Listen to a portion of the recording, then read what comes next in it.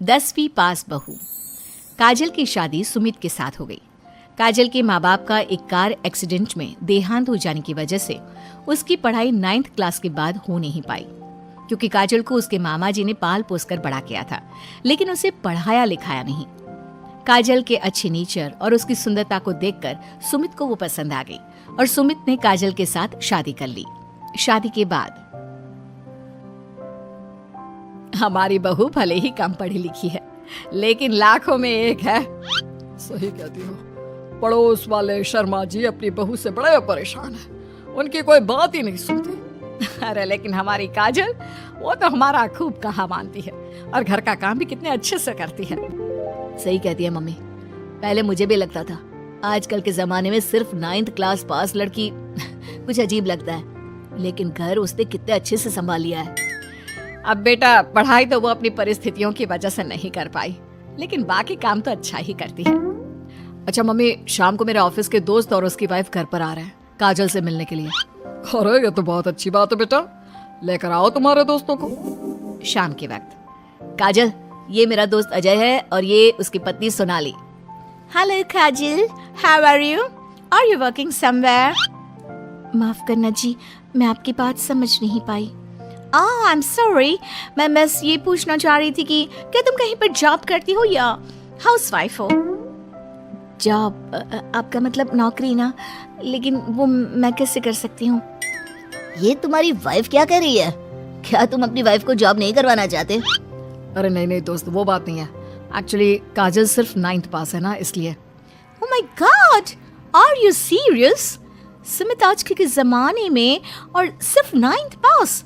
आजकल तो गांव की लड़कियां भी कॉलेज की पढ़ाई पूरी करती है। काजल, क्यों पढ़ाई नहीं की तुमने? बस मेरे सामने कुछ ऐसी प्रॉब्लम थी जिसकी वजह से मैं पढ़ाई नहीं कर पाई जी। सुमित को अपने दोस्तों के सामने बहुत अजीब लगता है कि सब लोग इतने पढ़े लिखे हैं और उसकी बीवी सिर्फ 9th पास है, लेकिन वो काजल को बहुत पसंद करता था, इसलिए वो काजल से कुछ नहीं कहता। लगता है इनको इनके दोस्त के सामने बहुत अपमान जैसा महसूस हो रहा है। मुझे आगे की पढ़ाई करनी चाहिए, कम से कम 10वीं पास करना तो बहुत ज़रूरी लगता है। अगले दिन, मम्मी जी, मुझे आपसे कुछ ज़रूरी बात करनी थी जी।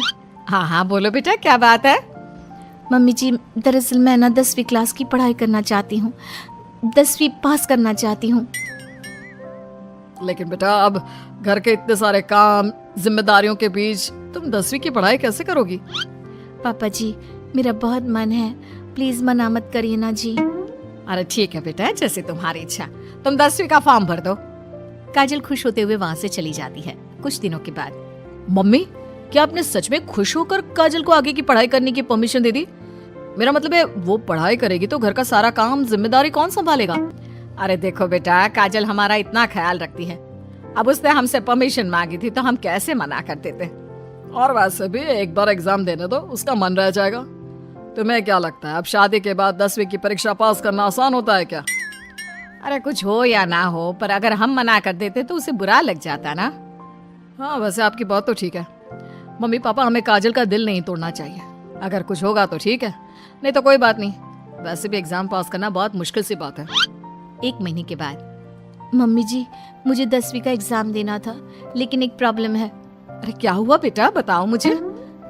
मम्मी जी, मैं प्रेग्नेंट हूँ और ऐसी हालत में मुझसे पढ़ाई और काम दोनों चीजें नहीं हो पा रही है। अरे कोई बात नहीं बेटा, तुम अंदर कमरे में जाकर आराम करो, हम कुछ सोचते हैं। काजल के जाने के बाद, मैंने कहा था ना, इसे अपने मन की कर लेने दो, हम मना करते तो बेकार में बुरा मान जाती। अब प्रेग्नेंट हो गई है, पढ़ाई तो वैसे ही नहीं कर पाएगी। सही कहती हो तुम, लेकिन मुझे लगता है कि बहू का 10वीं पास करने का बहुत मन था। मम्मी, उस दिन जब मेरे दोस्त घर पर आए थे ना, तो मैंने काजल का चेहरा देखा था, वो बहुत उदास हो गई थी। शायद उन लोगों के सामने खुद को काफी नीचा महसूस कर रही थी। अरे लेकिन बेटा, हमने तो परमिशन भी दे दी ना, अब प्रेगनेंसी और घर की जिम्मेदारियों के चलते कैसे सबको संभालेगी? मम्मी, मैं भी चाहता हूँ कि काजल 10वीं पास करे और अपनी जिंदगी में कुछ बन जाए, लेकिन बेटा हम कर भी क्या सकते हैं? वो माँ बनने वाली है, उससे नहीं हो पाएगा। 1 सप्ताह के बाद, मम्मी, मैंने सोच लिया है कि काजल 10वीं पास करके ही रहेगी। मैंने अपनी कंपनी में 3 महीने की छुट्टी डाल दी है। अरे लेकिन क्यों बेटा, तुमने 3 महीने की छुट्टी क्यों डाल दी? एग्जाम तो काजल को देना है, तुम्हें नहीं। और तुम्हारे छुट्टी लेने से क्या होगा? पढ़ाई तो काजल को करनी है ना। देखो मम्मी, उसकी तबीयत और घर के काम, इन सब के चलते वो पढ़ाई नहीं कर पाती। तो अगले 3 महीने के लिए जो भी काम काजल करती है वो सब मैं करूंगा। अच्छा, तो तुम ये चाहते हो कि काजल सिर्फ और सिर्फ अपनी पढ़ाई पर ध्यान दे? बिल्कुल मम्मी, एक बार अगर अपनी बीवी की मदद नहीं की तो जिंदगी में फिर क्या किया। अगर हमारा बेटा अपनी बीवी के लिए इतना कुछ सोच सकता है तो हमें भी कुछ करना चाहिए। बात तो आपकी सही है। ठीक है बेटा, तू मेहनत करके काजल को पढ़ाने लिखाने का काम कर, घर की जिम्मेदारी मेरी। और देखो बेटा, रही बात तुम्हारी नौकरी से छुट्टी लेने की, तो कुछ दिन मैं अपनी दुकान पर जमकर काम करूंगा ताकि हमें पैसों की कोई परेशानी ना आए। ये हुई ना बात। आपके जैसे मम्मी पापा हो तो फिर डरने वाली कोई बात ही नहीं है। जिसका आप लोगों के जैसा परिवार हो जी, उससे तो अपनी जिंदगी में कोई प्रॉब्लम आ ही नहीं सकती। अब देखिएगा, मैं खूब मन लगाकर पढ़ाई करूंगी जी। 3 महीने बाद काजल की एग्जाम भी हो जाती है और उसके रिजल्ट का दिन भी आ जाता है। अरे बेटा जल्दी देखो, हमारी बहू पास तो हो गई ना। अब हम सब ने मिलकर काजल के एग्जाम के लिए बहुत मेहनत की है बेटा। ये सिर्फ उसका नहीं, हम सबका रिजल्ट है। लेकिन मम्मी, उसका रोल नंबर तो कहीं मिल ही नहीं रहा। आप सबसे पहले 3rd डिवीजन और फिर 2nd डिवीजन में देखिएगा, क्योंकि इससे ज्यादा तो मैं कर भी नहीं सकती थी जी। अरे वही तो कर रहा हूँ काजल, तुम्हारा नाम तो 1st डिवीजन में भी नहीं है। अरे कहीं ऐसा तो नहीं ना कि हमारी बहू 10वीं में फेल हो गई? अरे ये तो बहुत गलत हुआ। हम सब ने तो उसका पूरे मन से साथ दिया था, और मैंने तो 3 महीने के लिए अपनी नौकरी भी छोड़ दी थी।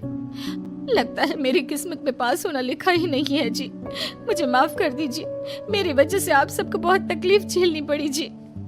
तभी अचानक सुमित की नजर टॉप करने वाले स्टूडेंट्स की लिस्ट पर पड़ती है। अरे काजल, तुम्हारा नाम तो मेरिट की लिस्ट में है। देखो, यहाँ तुमने चेक ही नहीं किया। क्या बात कर रहे हो बेटा? हमारी बहू का 10वीं के मेरिट लिस्ट में नाम? अरे वाह वाह, ये तो बहुत खुशी की बात है भाई। हम सबकी मेहनत रंग लाई। मेरिट में मैं अकेली नहीं, मम्मी जी, पापा जी, सुमित जी, हम सब आए हैं।